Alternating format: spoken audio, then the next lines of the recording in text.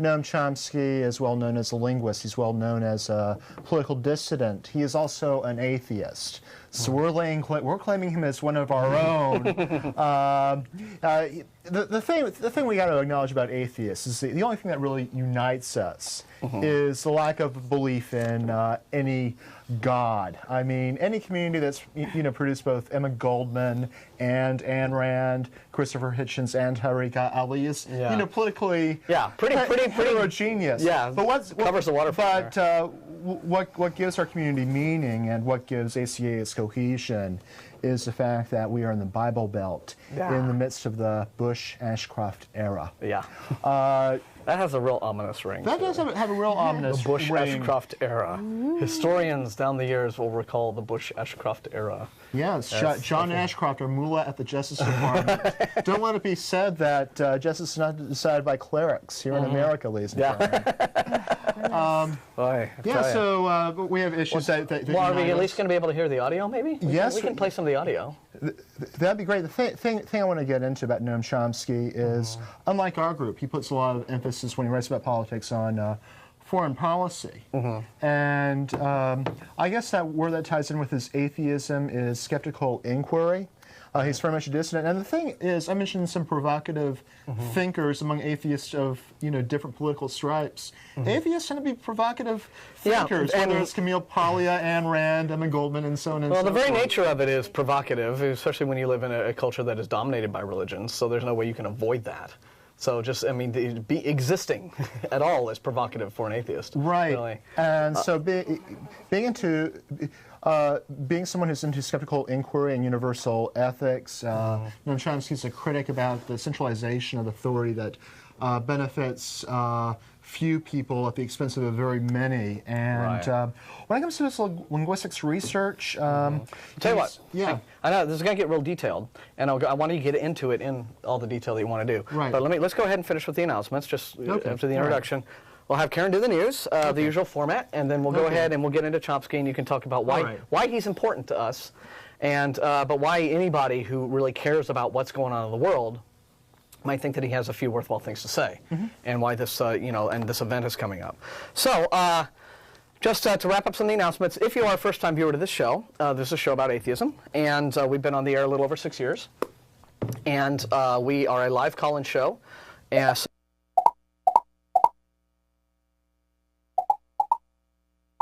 They're national history and gay rights. Before we go over to Allan, of course, I'm sure we all have heard the news, and you might even have it with you, the thing in Georgia. Yes, I have that with me. Okay, well, let's talk about that really quickly, and then. So it's words to talk about the concept. I'm getting a little bit of some butthead over here. She said right. Political dissident who has written quite.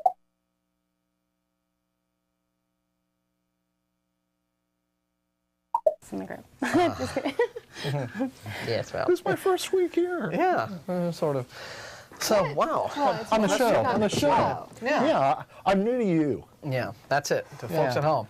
And, okay, over to you now to talk about what is coming up. So, with Noam Chomsky, famous linguist and intellectual political dissident who has written quite eloquently on many aspects of the American social and political spectrum.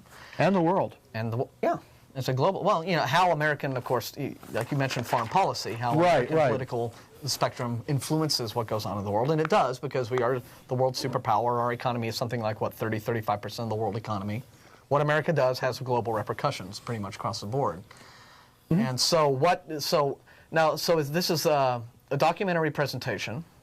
A documentary followed by a discussion. And there'll be an introduction, there'll be a documentary, and then hopefully if people want to stick around, there can be some discussion, some Q&A. This is an event sponsored by ACA. That's going to be at Monkey Wrench Books. And the name of the documentary on Noam Chomsky is called Manufacturing Consent, Noam Chomsky and the Media.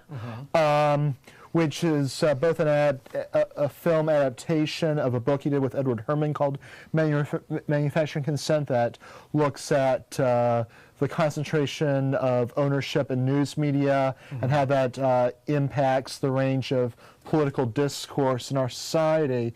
But at the same time it covers that, also gets into Noam Chomsky, his work, his life. It gets into his research in linguistics, his views on other political matters. So, at any rate, so what we're there are different ways we can talk about him, but among the various ways, and something we'll be emphasizing when we introduce the documentary this Friday, is the fact that he's an atheist. And he, at an early age, he was... Very Jewish name. He's Jewish. Yeah. He's Jewish. He's a secular Jew. A lot of Jewish atheists out there. Go me. Yeah, he's a secular Jew. His parents, in fact, were Hebrew school teachers. He identified with the more secular and socialist aspects of the Jewish community where he grew up. He was influenced by the events in Spain during the Spanish Civil War. He was born in 1928. Okay. He found the kind of libertarian socialism coming out of people who were fighting for democracy in Spain, a very much a formative influence. But not to say that atheism and libertarianism and socialism are things that always go together, right? Right. I mean, Yeah. you know, it's like Noam Chomsky and Emma Goldman, they're anarchists, or she was an anarchist. Goldman's dead now. But, you know, Ayn Rand was an objectivist. Right. The thing is, and this is something I mentioned just a few moments ago before we got into the news, was that atheists tend to be provocative thinkers. They tend to question whatever the kind of prevailing ideologies are, and Noam Chomsky is very much into skeptical inquiry in the context of universal ethics. In the documentary that we're going to be showing this Friday, I'm very camera shy in a way. I want to look at you guys, forget that I'm on TV. He emphasizes ethics, he emphasizes egalitarianism. In the course of the documentary, he mentions, he presents an early childhood anecdote about how he wanted to stand up for somebody being picked on in school, except that he himself became afraid of getting beaten up himself, and how he's always felt attracted to standing up for the underdog. But at any rate, when it comes to manufacturing consent, his book, it's about, again, concentration of media ownership. And yeah, I mean, there is something in the title. The wording of the title clearly implies that there's always some degree of manipulation going on in terms of what sort of points of view and political ideas are allowed to be voiced, and which ones are made to seem as though, okay, this is what's in the mainstream and this is what's acceptable, and anything else or that is outside of this is not so much that way. And I think we do see a lot of that in our current corporate media, definitely. We have the obvious, culprits, Fox News, the worst. Right. There has been, interestingly, CBS, right, has been attacked from both sides. There was the book called Bias, a few years ago, which was what was his name? Goldberg, yeah, who was a former CBS guy who claimed that CBS was the bastion of liberal, lunacy in all media. And then most recently, there's been this flap today, right, with the Super Bowl going on, with the Move On website trying to broadcast, trying to buy their anti-Bush ad for the Super Bowl on CBS. And CBS is saying, and now the MoveOn.org site is accusing them of being too conservative and censoring from that position. So it's difficult to. In some cases, like with Fox News, the political favoritism is clear. In other areas, it might be a little hazier. NPR is thought to be very liberal, and Chomsky argues that media tends to be very liberal in order to kind of set for the agenda for what liberal discourse is, and anything that kind of goes beyond it is marginalized, stigmatized, just thinking as, that's way out there, rather than kind of going deeper into what prevailing assumptions are. So he does think support the status quo. So he does think that he thinks that the media tends to be more liberal, but only liberal to the extent that the powers that be are not questioned. Okay. That when you have concentration of media ownership... Well, now, wait a minute. That would strike me as being a conservative outlook if you are not questioning the powers that be. that's a contradiction of the so-called liberal media. I can understand why you might think that media would be liberal in the sense that, you know, you've got, say, Crossfire and CNN, right? So both sides arguing, right? Right. So because they're presenting both sides, that means they're being liberal in allowing both sides to have their say. But right? both sides, it implies, oh yeah, we have all two viewpoints. Yeah, there you go. It basically sets a parameter for political discourse. Yeah. And so Noam Chomsky comes out of the anarchist tradition. He's very egalitarian, and he wants to question those forms of authority. Unfortunately, we weren't able to get the video set up, but we can hear 3 minutes of audio and then 3 more minutes of audio, which I want to do another setup for reasons that will become clear. So, Steve, you want to roll the audio? View about the intellectual life and the media and so on. This contrary view, in fact, is the standard one, I think, apart from rhetorical flourishes. From Washington, D.C., he's intellectual, author, and linguist, Professor Noam Chomsky. Manufacturing Consent. What is that title meant to describe? Well, the title is actually borrowed from a book by Walter Lippmann, written back around 1921, in which he described what he called the manufacture of consent as a revolution in the practice of democracy. What it amounts to is a technique of control. And he said this was useful and necessary because the common interests, the general concerns of all people, elude the public. The public just isn't up to dealing with them, and they have to be the domain of what he called a specialized class. Notice that that's the opposite of the standard view about democracy. There's a version of this expressed by the highly respected moralist and theologian Reinhold Niebuhr, who was very influential on contemporary policymakers.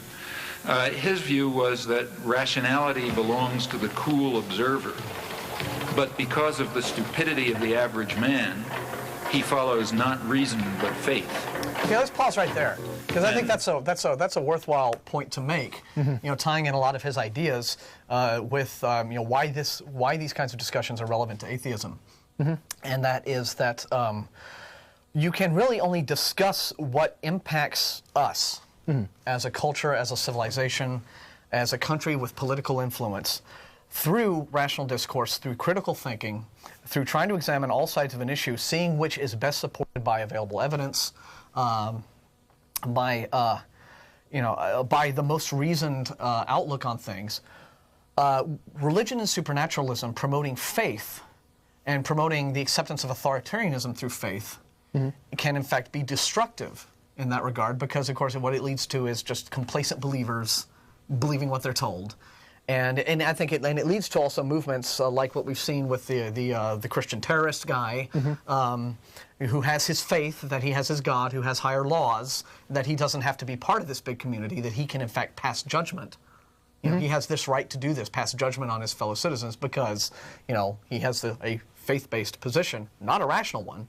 You know, his invisible friend is up there telling him what to do and making it all okay. And so it's very, very important that, you know, that's a very worthwhile point I think he brings up. Yeah. Let's hear more of the clip. Let's hear more of the clip, and then I want to go ahead and put the phone number up and go to callers. I have one more clip that's more pertinent for tonight, which you'll understand why. Well, we'll do that. Let's hear the rest of it. This naive faith requires necessary illusion and emotionally potent oversimplifications, which are provided by the myth maker to keep the ordinary person on course.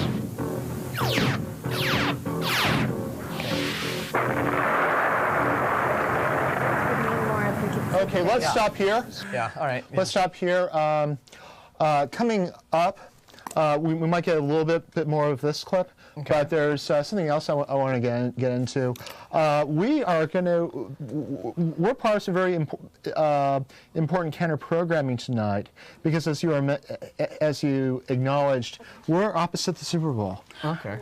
And we have no viewers. That's why we don't already have people waiting on us. Well, we haven't had the right. What I want to mention is we're up at the Super Bowl, and I should mention that with this documentary, Noam Chomsky, when this was released in the early 90s, Noam Chomsky's most negative comments in response to the documentary is what he said about sports coverage in our news. And he feels that it's used to kind of dumb down and make people uncritical, basically putting their analytical thinking tools towards something that isn't really that important in terms of current events. So getting people to care about trivial things more, and so that they aren't paying attention to the important things.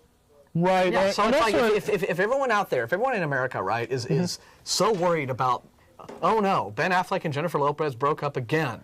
Oh dear. You know, if they're all thinking about that, then maybe they're not thinking about, the expansions to the Patriot Act that the Bush administration is sneaking under the door and stuff like that. I'm not sure a person likes to think of both, because Ben and J-Lo are part of, they can be the basis for ideological analysis. Football can too, but let's get right in. Our camera person suggesting bread and circuses. That's on the cue card. Appeasing the right with the. So let's just hear what Professor Chomsky has to say about. Are we keyed up to that next bit? We'll just the naive might think that indoctrination is inconsistent with democracy. Rather, as this whole line of thinkers observes, it's the essence of democracy. The point is that in a military state or a feudal state or what we would nowadays call a totalitarian state, it doesn't much matter what people think, because you've got a bludgeon over their head and you can control what they do. But when the state loses the bludgeon, when you can't control people by force, and when the voice of the people can be heard, you have this problem. It may make people so curious and so arrogant that they don't have the humility to submit to a civil rule, and therefore you have to control what people think. And the standard way to do this is to resort to what in more honest days used to be called propaganda, manufacture of consent, creation of necessary illusions, various ways of either marginalizing the general public or reducing them to apathy in some fashion. And so he's arguing that trivial, that all this news attention to trivial things are. Let's just get on to his remarks about sports, which are coming. That's responsible for that. Okay. Right.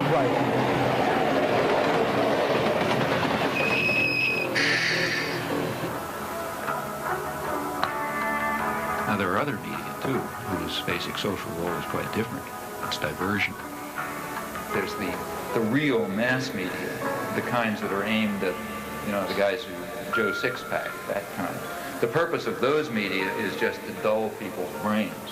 This is an oversimplification, but for the 80% or whatever they are, the main thing for them is to divert them, to get them to watch National Football League and to worry about, mother with child with 6 heads or whatever you pick up in the, and the thing that you pick up on the supermarket stands and so on. Or, look at astrology or get involved in, fundamentalist stuff or something, or just get them away, get them away from things that matter. And for that, it's important to reduce their capacity to think. The sports section is handled in another special department. The sports reporter must be a specialist in his knowledge of sports. He gets his story right at the sporting event and often sends it into his paper play-by-play. Take, say, sports. That's another crucial example of the indoctrination system, in my view. For one thing, because it offers people something to pay attention to that's of no importance. Sports right here. Keeps them from. I want. Fighting words. Yeah, I think all the people who hate football are watching us right now. Right. Well, I think I actually disagree with one point that I made, if I understood him correctly. And he says that part of getting people into, I can understand like trivial media, celebrity worship and football and stuff like that might be a diversion, right? But astrology, I mean, come on, that's legitimate stuff there.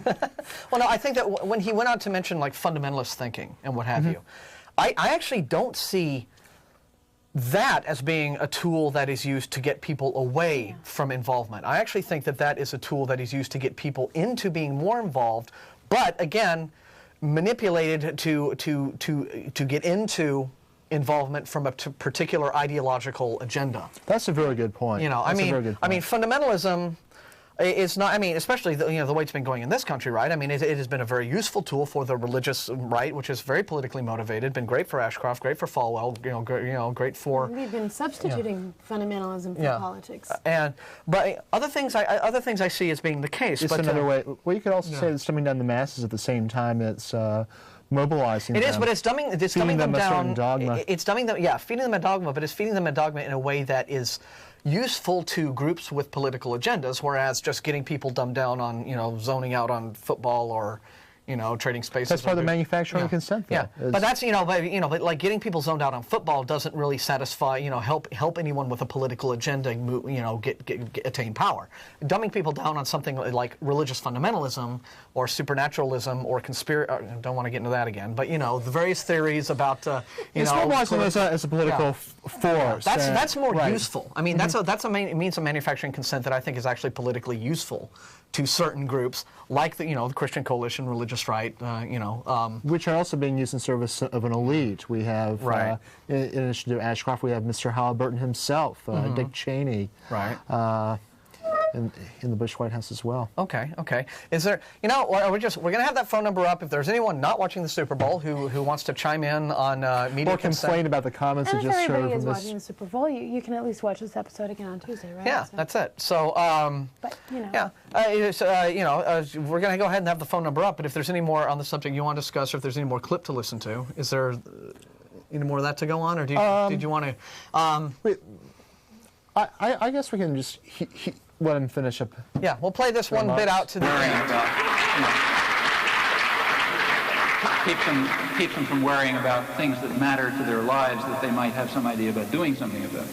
And in fact, it's striking to see the intelligence that's used by ordinary people in sports. I mean, you listen to radio stations where people call in. They have the most exotic information and understanding about, all kind of arcane issues. And the press undoubtedly does a lot with this. I remember in high school already, I was pretty old, I suddenly asked myself at one point, why do I care if my high school team wins the football game? I mean, I don't know anybody on the team, they have nothing to do with me. I mean, why am I cheering for my team? It doesn't make any sense, But the point is, it does make sense.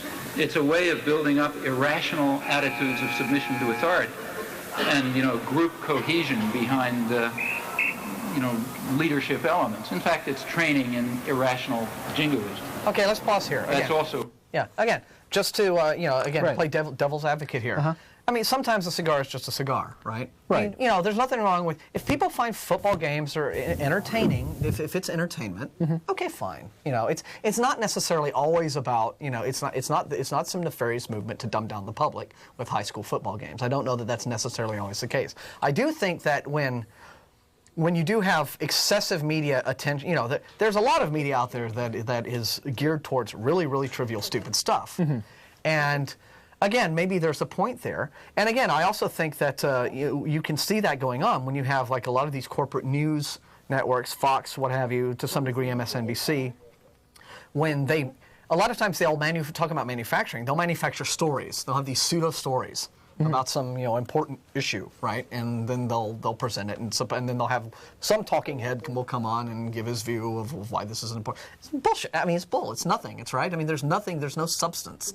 There's nothing that really has any bearing to Joe Blow from Idaho sitting there living in his living room. I mean, it doesn't really have anything specific to do with him, but he's being told that he should really, really care about some sort of obscure social issue happening to folks across the country.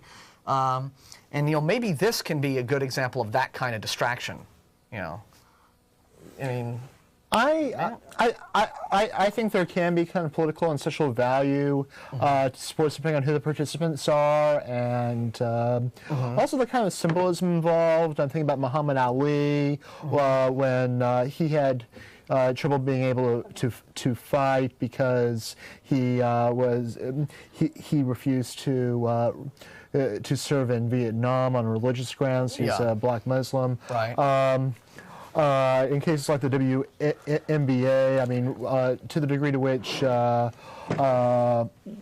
women have an opportunity to participate in certain sports. Same thing with the feminine significance of Billie Jean King. I mean, those are things where you can kind of ponder the larger implications, and that's where I think Chomsky is being terribly simplistic. Buried within his remarks, and something that I would regard as very non-elitist, is the fact that Chomsky really is in awe of human creativity and wants everybody to use their minds and intelligence rather than be cogs in the machine. And he's elaborated on these remarks in the context of an interview where he said, well, given the really intricate analysis that people are able to do on a call-in sports-related show about football, it'd be great if they were able to do that with regard to political and social issues. Yeah, that's a good point. And you know, there are, I think, maybe some media outlets that do attempt that. You know, but now you're bringing big business into it, and what gets ratings and what have you. So. Right. If you watch the documentary this Friday at Monkey Wrench Books, it's going to be at 7 o'clock. He's being interviewed by people on access TV shows like ours, on community radio stations. So the degree to which their outlets are out there, that's very much a socially and political good thing, and that's something he gives credit to. Yeah, and if you really want to talk about alternative media, I mean, we're it, right? I mean, we're part of it, right? Yeah. Public access, community radio, so on and so forth.